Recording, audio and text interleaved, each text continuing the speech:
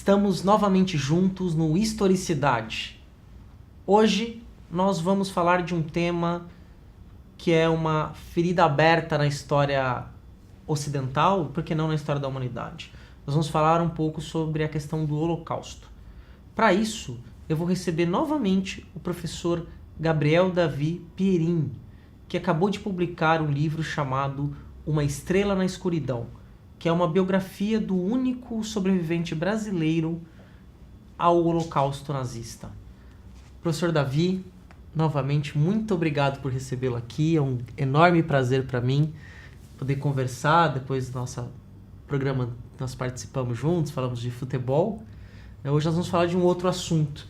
É porque o historiador é assim, né? O historiador se interessa por muitas coisas, né? Eu que agradeço essa oportunidade, César, de estar aqui presente. Tratamos de um tema feliz, né, que é lidar com futebol. Hoje a gente vai falar de um tema trágico, mas que também nos inspira, né? A gente tem que usar, né, o que aconteceu, né, e essa função da história para que a gente possa também, por que não nos prevenir, né? Conhecer o passado para que a gente possa projetar um futuro melhor. Sim, né? E aí, para quem não sabe o que é, né? Vou até falar diretamente com você, telespectador. O Holocausto Judaico foi um movimento promovido pela Alemanha nazista, governada por Adolf Hitler, durante a Segunda Guerra Mundial. A Segunda Guerra Mundial vai de 1939 a 1945, mas esse movimento começa antes, né? O Hitler, então, houve uma campanha na Alemanha e que se espalhou pela Europa, alguns países ali de influência germânica, né, de que os arianos, os homens brancos, que não era uma ideia nova, já era uma ideia que vinha desde o final do século XVIII, e no século XIX foi ganhando força, e no século XX teve essa grande explosão aí, que foi dar na Segunda Guerra Mundial, era uma ideia amparada pela ciência, né, da diferença, que o homem era dividido em várias raças e via superioridade sobre uma e outra, e nesta Alemanha, então, houve os famosos campos de concentração. Eu acho que é um tema, talvez, que todo mundo já tenha ouvido falar alguma vez, né? Você, inclusive, que está aí vendo a gente. E, Gabriel, então, vamos falar um pouquinho. Eu acho que é legal a gente bater um papo sobre isso inicialmente, né? Você escreveu um livro sobre um sobrevivente de campos de concentração nazistas que queria aniquilar da face da terra o povo judeu. A raça judaica. Você falou muito bem, César. Hitler, na verdade, ele não inventou nada. Ele só tornou essa perseguição algo sistemático, uma política de Estado.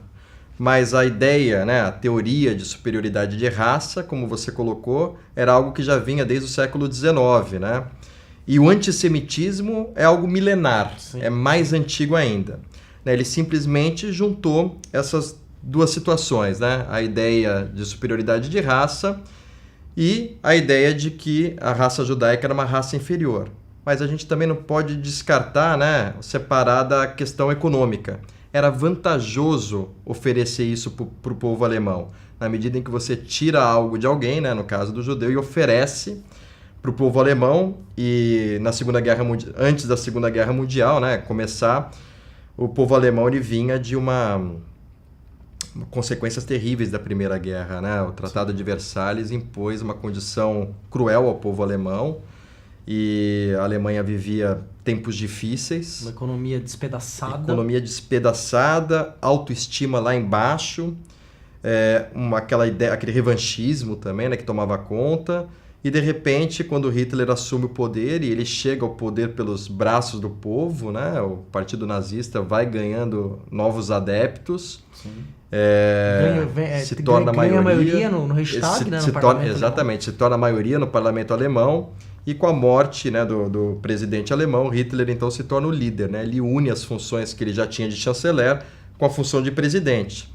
Então, de forma legítima, né? Ele chega ao poder e aí então ele começa essa perseguição sistemática. E na medida em que ele tira do judeu e entrega para o povo alemão, é evidente que ele consegue esse apoio, né? Esse apoio popular para essa causa dele, que já era uma ideologia que ele carregava, né, desde a época em que ele ficou preso e teve contato com essas ideias e foi alimentando a ideologia nazista. É interessante essa questão econômica que você tocou, que tem um ponto que é bem legal assim, né? Legal não é, mas ele é Curioso, né? É interessante para as pessoas saberem, né? Os bancos alemães, desde o final do século XIX, eles eram os grandes financiadores das empreitadas europeias na África, das colonizações africanas. Uhum. E se tinha ali os 6 bancos muito importantes, desses 6, 4 pertenciam a famílias judaicas. Então você vê que havia O grande capital alemão dos bancos, o grande capital bancário alemão estava na mão de famílias judaicas, né? Acho que esse discurso também não foi só contra a pessoa que trabalhava, que era sapateiro, que era tinha uma padaria, ou era advogado, era artista, escritor, pessoas que faziam várias coisas. Era para todos, para o industrial, né, também, né, para o grande comerciante, para o banqueiro, como você colocou bem. E uma ideia que não era nova, né? Essa ideia de usurpar dos judeus, né? Aconteceu na Idade Média através da Igreja Católica, né, o que também era uma vantagem, né, tirar, né, do judeu. E aí a ideia, né, do judeu usurário, né, aquele que ganha dinheiro através dos juros do capital, né, e colocar isso como um pecado, né, e aí fazer perseguição, enfim. A história nos conta que essa perseguição começou lá atrás, né? E não só a igreja, até os protestantes. Martinho Lutero também. O Lutero também. tem um livro chamado Dos Judeus e Suas Mentiras. Exatamente. Que durante quando Hitler assumiu o poder, o Goebbels, né, relança o livro e espalha pela Alemanha, né, para inclusive ter essa justificativa religiosa contra o povo que matou Jesus Cristo. Algo que pudesse legitimar, né, a ideia do judeu assassino de Cristo, Isso, né? Exato. Então o antissemitismo ele volta com toda a força. E já havia, né, já estava ali na Europa, né, rondando a Europa, né, mas digamos assim que Hitler e Goebbels, né, que era seu ministro de propaganda, né, tornou isso algo sistematizado e alimentou esse ódio nas pessoas. E que estava desde a criancinha, né, quer dizer, algo que já fazia parte da educação, né? Você quando você mostra para a pessoa, desde que ela é criança, que o mundo é assim, ela acredita que é de fato. Você instala isso nas mentes, né? Você forma isso, né? A gente tem até alguns relatos do próprio Andor, relato assustador, né? Naquele período em que ele passava fome, ele encontrou uma criancinha, né? Devia ter uns 8 anos, ele tinha 16. E ele chega para essa criança, a criança está comendo uma maçã, e ele chama essa criança de Senhor e implora aquela maçã. Ele estava fazendo o trabalho nos trilhos, né? Então a criança estava ali, né? Era um trabalho externo ao campo de concentração, e ele ali naquela fome tremenda, ele se ajoelha e implora para aquela criança, chamando-a de Senhor, que desce a maçã. A criança olha o desespero dele, sabendo que ele era judeu, joga a maçã no chão, pisa em cima e chama ele de judeu imundo. Então, quer dizer, hoje, analisando a grosso modo, essa criança era um monstro, era alguma coisa assim? Não, ela foi criada daquela forma, né? Em casa ela ouvia foi isso. instalado nela de que todo judeu era animal, era um porco, era imundo, e ela simplesmente reproduziu isso, né? Então é triste a gente pensar isso, mas saber que é possível instalar o ódio, né? Se a gente trazer isso para o Brasil, a gente pode pensar que durante 388 anos os negros sofreram da mesma forma. É o que eu costumo falar em sala de aula, né? A gente vive numa sociedade onde as pessoas dizem que não há preconceito. Uma falácia, né? O preconceito ele está ali, né? Às vezes de uma forma velada, mas ele existe. E o preconceito já foi adotado pelo Estado outras vezes, né? Não, aqui no Brasil, não de forma tão clara, né? Mas você tem a África do Sul, a Austrália, que tiveram sistemas de apartheid. É verdade. Né? Institucionalizados. E é interessante essa questão do Hitler, que o Hitler ele surge, quer dizer, ele não, como você mesmo tinha dito, ele não toma o poder, ele é eleito, e no momento em que na Europa e na América do Sul você tinha um descrédito com a ideia do liberalismo, do capital liberal, e até mesmo da democracia, e você tem uma série de governantes que são autoritários, né? Você tem, por exemplo, na Espanha o general Franco, que fala que a única forma de harmonizar a Espanha é o totalitarismo, e as pessoas aceitam.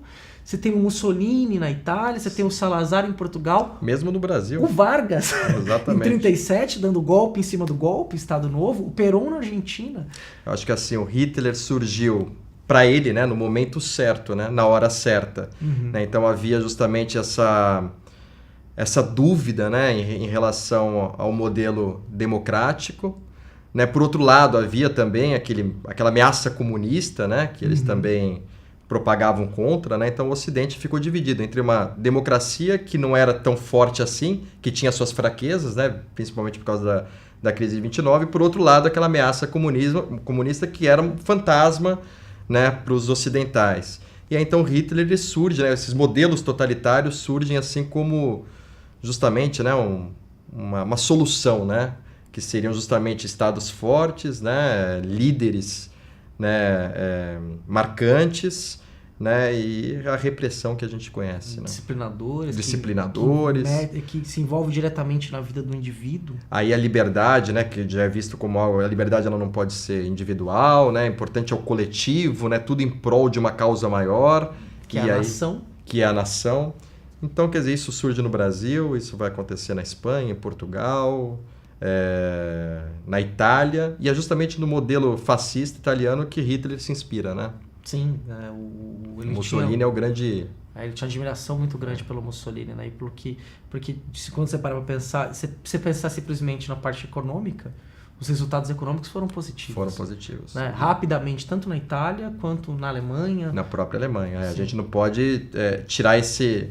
Claro, ainda que tenha sido, né, dessa forma, mas ele consegue, né, devolver, né, pro povo alemão a autoestima e consegue recuperar de uma forma rápida a economia alemã, a um alto preço, mas o que acaba justamente gerando cada vez mais apoio a ele, né? Ele acaba se tornando a personificação do bem, da salvação, a ponto de uma criança ou mesmo um pai chegar em casa e fazer saudação nazista, né? Quer dizer, sim, é algo impensável, né? A gente imaginar isso nos dias de hoje, mas acontecia. Como que isso entrou na sociedade? Era o grande líder, era uma criança que usava um lápis ou uma caneta ou mesmo um caderno da escola, um livro didático. Ele agradecia ao grande líder, né? Se ele tinha uma educação, se ele tinha uma caneta, se ele tinha um pão dentro de casa, era porque o grande líder, né, o Führer, era que tinha proporcionado isso a ela, né? Então, a formação, né, dessa personificação dele foi grandiosa nesse aspecto. E é interessante que para isso ser possível foi quando a gente começou a ter a comunicação de massa. Exatamente, tudo se junta. E ele sabe fazer uso, né? O primeiro grande político, né, a utilizar os meios de comunicação e os grandes eventos, né? Basta a gente ver a própria Olimpíada, né, para mostrar isso, né? Ele é eleito o homem do ano, né, pela revista Time, né? Então, sim, né, ninguém sabia realmente o que vinha acontecendo já na Alemanha, mas ele é eleito o homem do ano. E os campos de concentração não eram mundialmente conhecidos, né? Isso vai estourar mais para metade para o final da guerra e depois da guerra. Só que o mundo vai ficar sabendo o que acontecia internamente nos campos de concentração e também o que fazer com os prisioneiros de guerra e coisa parecida. O que também não é uma invenção dele, né? Quer dizer, os campos de concentração políticos já existiam, né? Uhum. Então ele vai justamente maquiar esses campos de concentração para receber não só prisioneiros políticos, como também essas minorias que passam a ser perseguidas e exterminadas, né? Os gulags soviéticos. Gulags soviéticos, o Stalin também, não citei o Stalin como outro grande ditador do período. É verdade. Mas tem tudo isso. Gabriel, nós vamos continuar com essa conversinha daqui a pouco. Não sai daí que nós vamos fazer um breve intervalo. Voltamos já.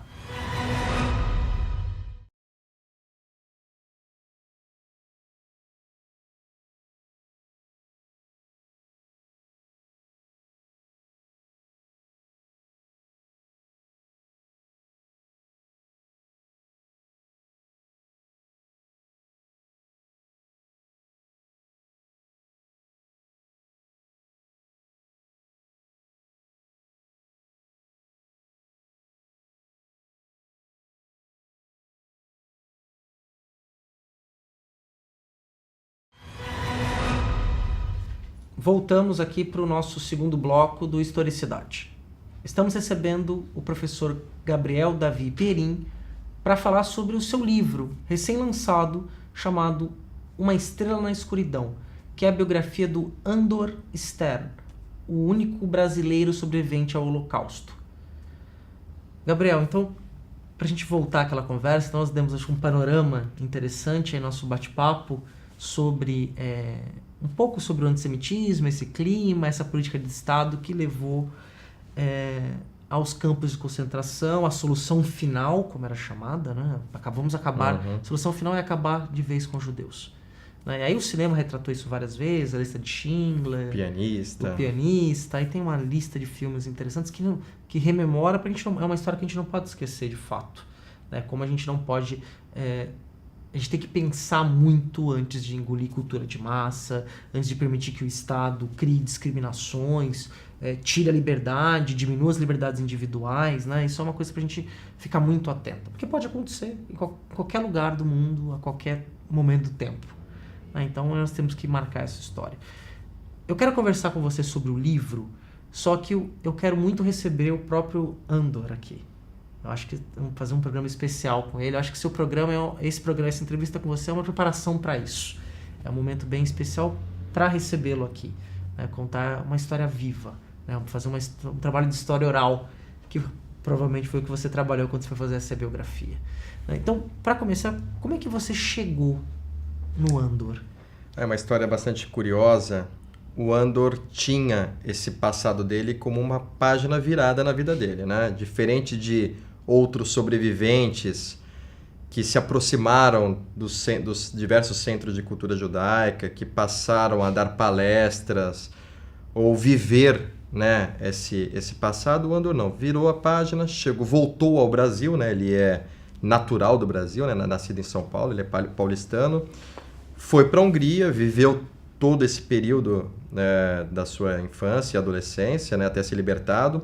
Voltou ao Brasil, virou a página e reconstruiu a sua vida. E permaneceu com essa história escondida, né, pelo menos do público em geral, né, durante uma boa parte da sua vida, até que uma série de circunstâncias acabou trazendo ele para o Universitas.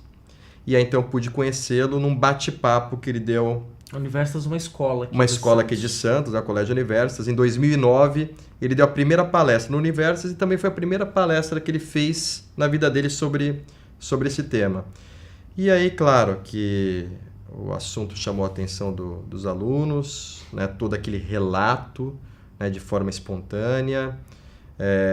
E o Andor também, além de ter vivido apesar de ter vivido essa história de castigo, de privações, ele é uma pessoa muito otimista em relação à vida, né? Então, acho que isso que torna o bate-papo com ele ainda mais interessante, né? Então, ele é uma pessoa que, apesar dos 87 anos, apesar daquela aparência frágil, ele é uma pessoa que produz, que tem sonhos, que viaja.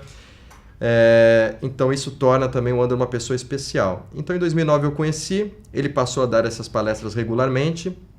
Em 2013 eu assumi essa missão, né? Porque eu passei a dar aula para os 9º anos, que são os anos que aprendem sobre a Segunda Guerra. E aí foi a hora que eu estabeleci uma amizade, uma aproximação maior com ele e fiz a proposta de fazer o livro. Assim como ele tinha sido resistente a vida toda em contar esse passado, o primeiro momento também foi de resistência, né? Ele não conseguia imaginar como que uma história tão trágica, né? Como que um livro poderia chamar atenção, né? Ou ser de interesse. E é curioso, público. Desculpa te cortar, porque a orelha do seu livro é escrita pela filha dele, que é professora do departamento de História da USP. Exatamente. Tem uma filha historiadora. Uma filha historiadora, doutora em História, mas justamente depois que ela analisou o trabalho antes da publicação, né? Eu contei com o apoio dela, né? Eu fiz questão de ter esse apoio. Ela, depois de ler, ela falou: Gabriel, você tirou um peso da minha cabeça, porque hoje eu tenho a certeza que eu não poderia contar essa história do meu pai. Quer dizer, realmente, apesar, né, de todo o conhecimento histórico, né, e know-how que ela teria para poder desenvolver o trabalho, é uma história muito íntima, muito pesada e... É pessoal, é do pai dela. Muito pessoal. É diferente de eu falar da vida do meu pai, né, que foi uma vida de glória, né, no sentido de que fez a vida, né, através de glória, né, de algo saudável e salutar, né? A vida do Andor foi uma vida de privações, castigo. Esse período, né? Esse período especificamente, janela... né? Que é onde ela teria maior dificuldade, né? de horror. E aí então o Andor falou: bom, já que você insiste, né? Claro que ele já tinha recebido alguns convites também, né? Ao longo desse tempo, mas a gente teve assim uma relação de muita empatia, eu e o Andor. Uma amizade sincera e eu ganhei a confiança dele. A gente estabeleceu uma amizade a ponto de viajarmos juntos, né? A gente passou 14 dias no ano passado para intensificar esse trabalho do livro.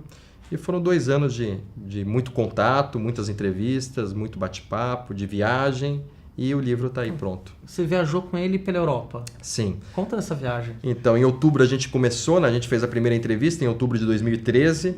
Quando chegou em julho de 2014, eu já tinha feito uma série de entrevistas, muito envolvido com o tema, porque o Andor, ele não só conhece, né, sobre esse horror que ele viveu, sobre o Holocausto, mas é uma pessoa muito interessada em história. Então ele conhece tudo sobre a Segunda Guerra, ele conhece sobre a história da Hungria, que é o país onde ele viveu, ele conhece muito sobre a Europa. Então eu fiquei com o desejo mesmo de ir com o Andor até lá, ver se a gente conseguia resgatar ainda um pouco mais da memória dele, na medida que ele tivesse contato com os lugares que ele viveu. Foi poder conhecer para poder transmitir depois as sensações do que é um campo de concentração. E qual foi o roteiro que vocês fizeram na ida? Exatamente o roteiro de vida dele, né? A gente chegamos em Budapeste, né? Que foi onde ele desembarcou quando saiu do Brasil, né? Ele nasceu em São Paulo, passou um tempo na Índia, porque o pai dele era médico, trabalhava para a Anglo Gold, que era uma empresa mineradora. Essa empresa mineradora prestou serviço em Minas Gerais. E depois, então, quando o contrato dele terminou aqui, ele foi para Mumbai, né? Uma companhia inglesa que também explorava minérios na Índia. Lá ele passou um curto período, quando ele tinha aproximadamente uns 4 anos, terminou o contrato do pai, então eles foram visitar parentes na Hungria. Né? O Andor é brasileiro, mas filho de pai e mãe húngaros. E aí, então, ao voltar para a Hungria, em 1935, 34 aproximadamente, eles chegaram na hora errada, no lugar errado. Né? Hitler já estava no poder, né, na Alemanha, e apesar de não ainda a guerra só foi começar em 1939, mas já havia assim todo esse a Áustria já estava anexada. Já, sim. E o clima, né, já estava instalado, né, na Europa, né? Esse clima de antissemitismo estava cada vez mais pesado. E aí então foi inevitável, né? Primeiro o Andor, ele foi, na medida em que o Brasil declarou guerra, o Andor se tornou, antes de ser perseguido porque era judeu, ele se tornou inimigo de Estado aos 14 anos. Então ele se separou da família, né, por ser brasileiro. Né? Lá ele tinha que se declarar brasileiro, ele era declaradamente brasileiro, e aí então ele acabou sendo prisioneiro de guerra. Conseguiu se libertar e depois quando houve a solução final de Hitler, né, a Hungria já ocupada pelos nazistas, e aí então ele seguiu para os campos de concentração. E aí foi onde o roteiro da viagem se seguiu. Nós saímos de Budapeste, assim como o Andor e a família saiu de Budapeste, fomos para Auschwitz, ali nos arredores de Cracóvia, na Polônia. Dali a gente foi para a Alemanha, e aí então a gente ficou nas imediações de Munique, que foram os campos e subcampos em que ele viveu. Dachau, Mühldorf, Waldlager, Anfing, até a libertação em 1945. Conforme a Alemanha foi perdendo a guerra, eles foram mudando, né? Os prisioneiros de lugar. Transportavam de trem ou a pé, né? Exatamente. Caminhão, trem, a pé. Uma longa viagem que ele fez também da Polônia para a Alemanha de trem. Foi uma viagem que ele chegou em Dachau, na Alemanha, já numa situação muito ruim mesmo, fisicamente. E depois, já na medida que a guerra avançava, ele teve que ir por um campo que ficava no meio da floresta, né? Até o apelido do campo, né, de Waldlager era o Campo da Floresta, porque ficava num lugar que era camuflado pelas árvores, porque aí já tinha os aviões dos aliados sobrevoando os arredores de Munique e bombardeando a Alemanha. Né? Então Hitler, ainda naquela insanidade dele de tentar uma contraofensiva, começou a construir esses subcampos para poder construir armamento, aviões que pudessem contra-atacar. E o Andor, ele fez parte dessa construção, trabalhou num campo especificamente para isso. Entendi. Eu vou perguntar isso para ele, mas é uma história que a gente não pode perder. Ele chegou a passar perto de ir para uma câmara de gás, ou ele foi aproveitado mesmo em trabalhos forçados, num dos planos do Hitler, para transformar os judeus em escravos também, né? Sim. Ele acabou dando sorte na medida em que a Alemanha foi perdendo a guerra, porque aí Hitler precisava da mão de obra escrava para a reconstrução. Então ele só se livrou da câmara de gás ou da morte mesmo, né, por morte física, né, porque ele estava muito debilitado, pela resistência dele. Né? O fim seria esse. Né? Se a guerra durasse mais 2 ou 3 meses, ele não ia ter condição de sobreviver, né? Ele foi libertado aos 17 anos, ele tinha 28 quilos. Nossa. Né? Então, a gente faz ideia dessas condições, né? Então, digamos que a guerra pro Andor terminou na hora certa. mas a grande maioria, cerca de 6 milhões, pereceram. Os primeiros já para entrar naquela estatística de Hitler, né? Aqueles que não serviam eram sumariamente executados, especialmente mulheres, crianças e idosos. Aqueles que ainda tinham uma condição física aguardavam uma necessidade de trabalho. E o Anderson chegou justamente nesse momento em que havia necessidade de trabalho. Que a Alemanha estava perdendo que estava perdendo a guerra. Usava a máquina do Estado alemão. Então, o descarte de judeus já era feito com um pouco mais de critério, né? E o Anderson se mostrava ali apto para o trabalho. Um adolescente. Aqueles que não estavam aptos iam ficando no meio do caminho. E você escreveu uma biografia, né? E aí as biografias na história ficaram um longo tempo sem serem feitas, né? E aí o historiador está voltando a fazer biografia, né? Então, biografias de grandes personagens, como José Bonifácio, o Pedro I, né? E para você, então, como é que foi pensar historicamente a partir do indivíduo?